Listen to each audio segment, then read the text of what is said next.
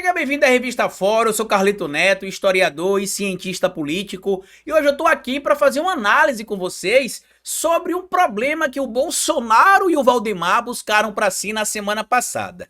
Lá no meu canal, Canal Historiador, na segunda-feira, eu publiquei um vídeo falando sobre o problema que o Bolsonaro tem virado pro PL e pro Valdemar. Já que o Valdemar, como dinossauro da política, pouco se importa se vai ter alianças em alguns interiores do Brasil com partidos de esquerda ou de direita. O que ele quer é ampliar a bancada do PL, tanto no que diz respeito a prefeituras, câmaras de vereadores, perdão, e assembleias estaduais, Congresso Nacional, porque quanto maior o partido, mais recurso entra para o Valdemar, mais poder o Valdemar tem para negociar junto com os governantes, e isso vai fazer com que ele se perpetue ainda mais no poder. E o Bolsonaro soltou um vídeo no final de semana, junto com o Tenente Coronel Zucco, estabelecendo o seguinte, né, que em qualquer cidade do Brasil, onde se tem aliança entre candidatos do PL e algum partido de esquerda, que ele não vai apoiar esse candidato, que ele vai apoiar o candidato da oposição, mas que seja também do campo da direita, e que se alguém puder fazer a denúncia, ele agradece. O grande problema, como eu já expliquei inclusive em alguns vídeos lá no meu canal e aqui na Revista Fórum também,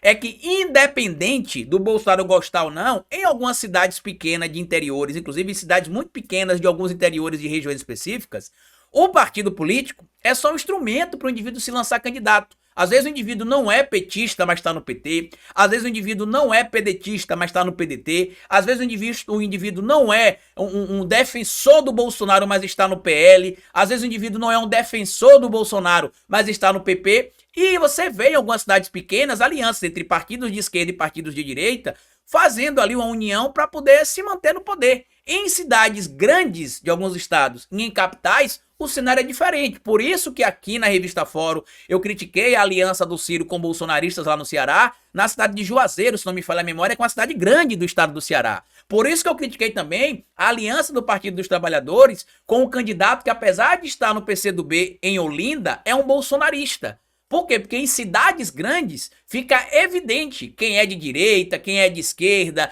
por que você tá no PSOL, por que você tá no PT, por que você tá no Rede, por que você tá no PDT, por que você tá no PCdoB, por que você tá no PSDB, por que você tá, por exemplo, no União Brasil, por que você tá no PP, tudo isso fica claro. E aí o Valdemar já tinha percebido que o Bolsonaro tinha virado um problema para ele, aliados do Valdemar têm reclamado da postura do Bolsonaro, em específico, olha que interessante, né? Muita gente me criticou quando eu falei sobre essa questão de ter algumas alianças em interiores muito pequenos, que a gente não concorda, mas acontece por causa do tamanho da cidade e da visão que a política tem internamente. Como eu disse, às vezes o partido é só um instrumento para o indivíduo ser candidato, ele não tem conexão ideológica com o partido. E aí agora aliados do Valdemar em cidade do interior têm reclamado, porque eles estão no partido há muito tempo, algumas alianças são muito antigas e que agora estão tendo de ser desfeitas, prejudicando inclusive os candidatos em benefício do Bolsonaro. E detalhe, o próprio PL, partido do Bolsonaro, planejava eleger no mínimo 1.000 prefeituras, tanto que eles têm lançado ali por alto aí cerca de 2.000 candidatos e candidatas.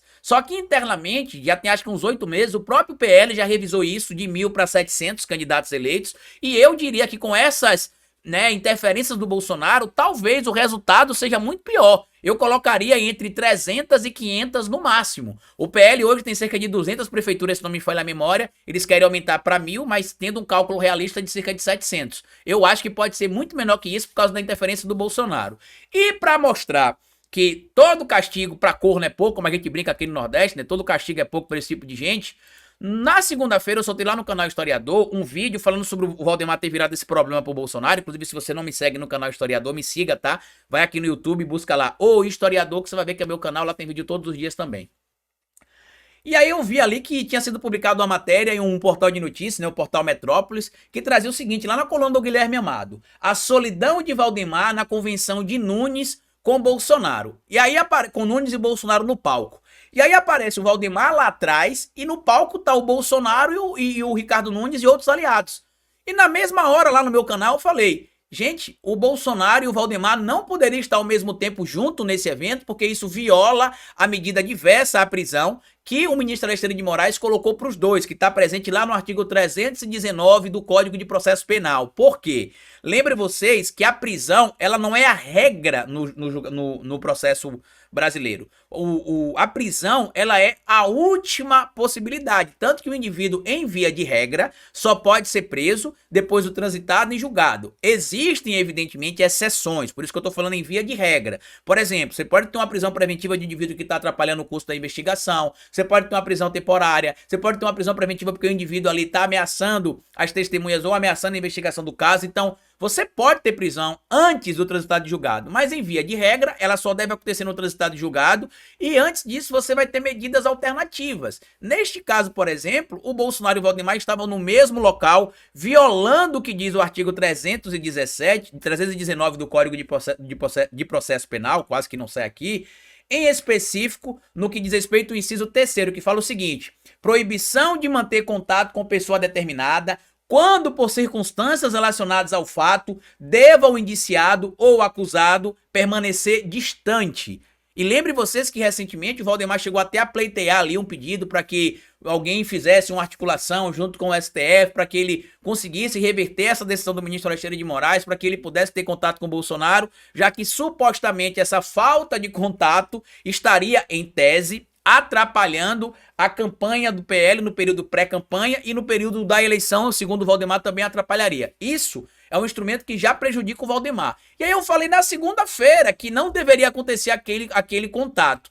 Eis que agora surge a informação publicada pelo Igor Gadelha em sua coluna, que diz o seguinte, ó: Moraes intima Valdemar e Bolsonaro a explicar a ida ao mesmo evento. Alexandre de Moraes intimou Jair Bolsonaro e Valdemar da Costa Neto para explicarem possível descumprimento de ordem de não manterem contato. Segue um trecho aqui da intimação encaminhada pelo ministro Alexandre de Moraes, tá? Diante das inúmeras publicações jornalísticas com informações de que Valdemar Costa Neto e Jair Messias Bolsonaro estiveram presentes na convenção do MDB, em ato realizado no estacionamento da Assembleia Legislativa do Estado de São Paulo, onde se oficializou a candidatura de Ricardo Nunes à reeleição à Prefeitura de São Paulo, embora devidamente cientes acerca da proibição de manterem contato, determinam a intimação de ambos para que esclareçam no prazo de 48 horas, olha que interessante isso aqui, tá?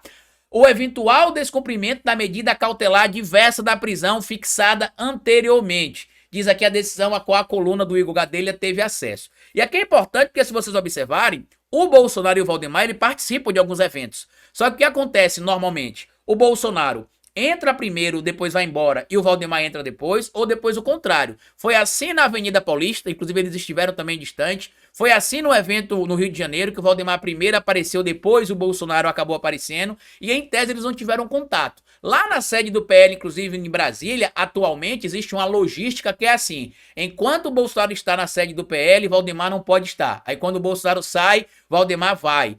E a gente sabe que provavelmente eles devem estar mantendo contato. É pouco provável que eles realmente não tenham contato nenhum. Não vou ser aqui altruísta demais achar que não, que realmente não tem contato.